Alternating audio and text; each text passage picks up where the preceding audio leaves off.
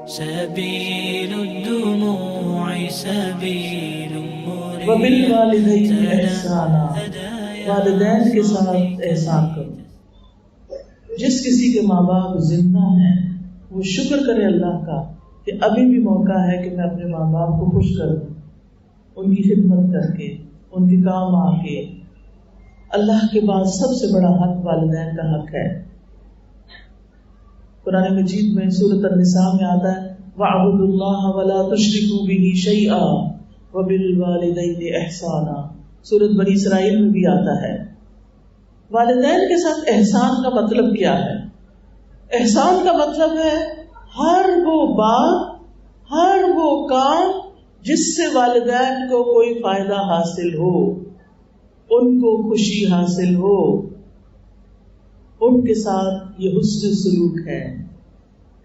یعنی اگر آپ کوئی بھی ایسی بات کرتی ہیں جس سے آپ کی والدہ خوش ہوتی ہیں یا والد خوش ہوتے ہیں تو یہ ہے احسان. کوئی آپ ان کا ایسا کام کر دیتی ہیں جس سے وہ خوش ہو جاتے ہیں تو یہ ہے احسان. زندہ ہے تب بھی، فوت ہو چکے ہیں تب بھی آپ ان کے ساتھ احسان کر سکتے ہیں. کیسے کر سکتے ہیں؟ ان کے لیے دعا کر کے اور ان کی طرف سے صدقہ کر کے اور اچھے اچھے نیک کام کر کے، کیونکہ اولاد جو ہوتی ہے وہ والدین کے لیے صدقہ جاریہ ہوتی ہے اگر وہ نیک اولاد ہو. تو والدین سے حسن سلوک میں کیا کچھ شامل ہے؟ جس چیز کو وہ کرنے کو کہیں ان کی اس میں اطاعت کی جائے جب تک وہ حرام کام نہ ہو یا کوئی ممنوع کام نہ ہو. نمبر 2، ان کے حکم کو نفلی عمل پر مقدم رکھا جائے. مثلا آپ نفل پڑھ رہے ہیں اور وہ بلا رہے ہیں تو آپ نفل چھوڑ کے چلے جائیں، ان کا کام کر دیں، پھر آ کے نفل پڑھ لیں. جس کام سے وہ روکے رک جائیں. ان کے سامنے تواضع اور عاجزی سے بات کریں، ان کے منہ نہ چڑھیں، چلا کے نہ بولیں، ان کے ساتھ بدتمیزی نہ کریں، ان کے لیے ادب اختیار کریں، ان سے نرمی سے بات کریں.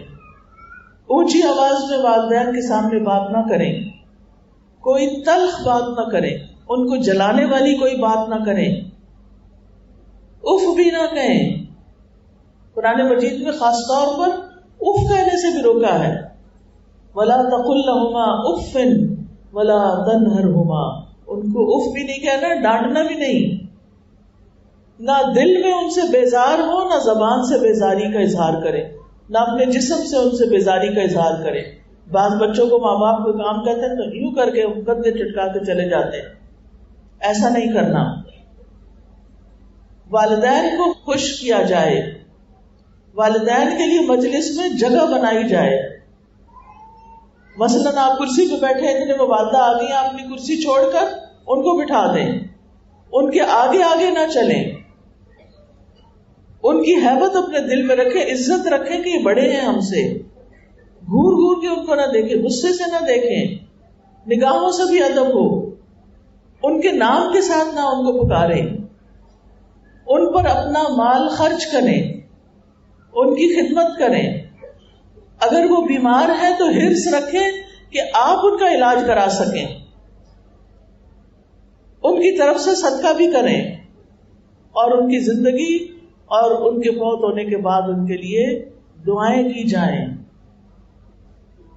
نبی صلی اللہ علیہ وسلم سے پوچھا گیا کون سا عمل سب سے اچھا ہے؟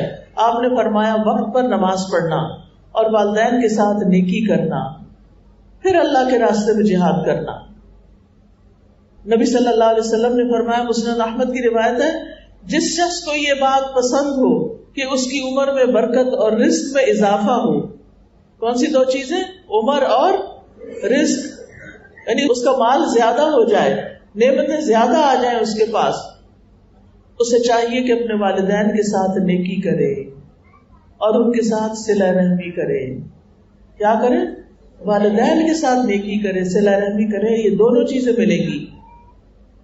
نبی صلی اللہ علیہ وسلم نے فرمایا، بے شک اللہ نے تم پر ماؤں کی نافرمانی کو حرام قرار دیا ہے، اور جو شخص والدین کا نافرمان ہو اس کی باقی عبادات بھی قبول نہیں ہوتی. نبی صلی اللہ علیہ وسلم نے فرمایا، 3 قسم کے افراد کی نہ فرضی نماز قبول ہوتی ہے نہ نفلی. نمبر 1 والدین کا نافرمان اور بدسلوک، جو والدین سے اچھا سلوک نہیں کرتا۔ نمبر 2 احسان جتانے والا، کچھ اچھا کر کے پھر تکلیف دینے والا، تقدیر کو جھٹلانے والا۔ سبيل الدموع سبيل